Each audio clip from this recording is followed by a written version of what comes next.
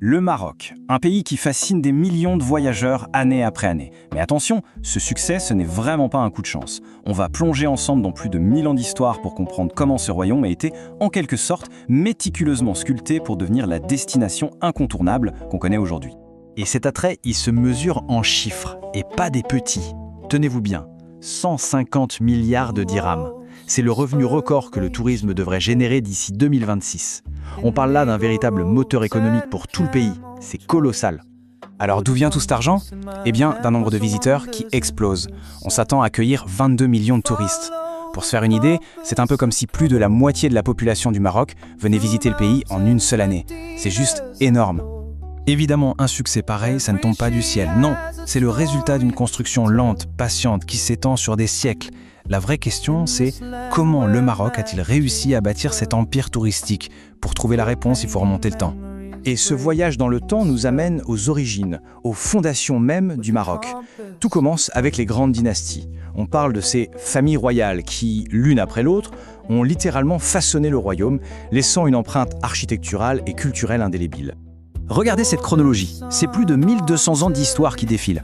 Ça commence avec les Idrissides en 789, puis les Almoravides, les Almohades, les Mérinides, les Saldiens, et ça nous mène jusqu'aux Alaouites qui règnent encore aujourd'hui. Et ce qui est fascinant, c'est que chaque dynastie avait cette ambition de faire mieux, de surpasser la précédente. Résultat, un héritage incroyable de palais, de mosquées, de villes entières. D'ailleurs, il y a cette phrase d'un historien du XIVe siècle qui résume tout parfaitement.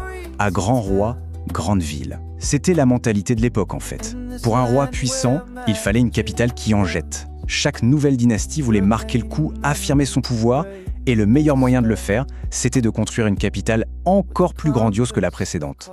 Et c'est de cette ambition qu'est né un trésor national, les fameuses villes impériales. Et attention, on ne parle pas de simples musées à ciel ouvert figés dans le temps, non, non. Ce sont des villes bien vivantes qui sont aujourd'hui le cœur battant de l'attraction touristique du Maroc. Prenons Fès, par exemple. C'est la capitale spirituelle du pays. Fondée par les Idrissides, elle est vite devenue un pôle majeur pour le savoir, la religion, l'artisanat. D'ailleurs, c'est à Fès que se trouve l'université Al-Qarawiyyin, qui est tout simplement la plus ancienne université au monde encore en activité. Rien que ça. Maintenant, direction le sud, pour découvrir Marrakech, la fameuse perle du sud. Fondée par les Almoravides, c'était à l'époque un carrefour essentiel pour les caravanes qui traversaient le désert. Aujourd'hui, c'est la capitale touristique du Maroc, sans aucune discussion possible. Une ville célèbre pour son énergie folle, ses souks, ses couleurs. Il ne faut surtout pas oublier Meknès. On la surnomme parfois le Versailles marocain, et ce n'est pas pour rien. Le sultan qui l'a bâti, Moulay Ismaël, était un contemporain de Louis XIV, le roi Soleil. Et il avait clairement la même folie des grandeurs. Il a fait construire 40 km de remparts gigantesques pour protéger sa capitale. 40 km. Alors qu'est-ce que toutes ces villes ont en commun? Leur cœur historique, bien sûr, la Médina. Et quand on s'y promène, on pourrait croire à un joyeux bazar, un vrai labyrinthe. Mais en réalité, c'est tout le contraire. Ce n'est pas du tout un chaos. C'est une structure hyper bien pensée, organisée pour la vie en communauté et bien sûr, pour la défense. Chaque médina était pensé comme un petit monde en soi. D'abord, on a les hauts remparts pour se protéger. Au centre, le point névralgique, c'est la grande mosquée. Et tout autour, ça s'organise en un dédale de ruelles où l'on trouve des quartiers pour chaque artisan, les fameux souks, mais aussi des fontaines, des hammams et les riads, ces maisons magnifiques construites autour d'un patio intérieur. C'est vraiment une expérience totalement immersive.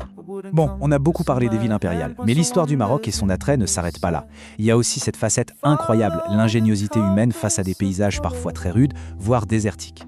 Et aux portes du désert, il y a une couleur qui prend une importance capitale, le vert. Parce que le vert, comme le dit cette phrase, c'est la promesse de l'eau.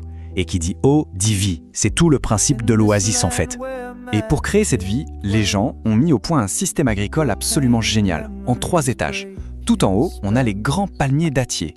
Ils créent une canopée qui protège du soleil et du vent.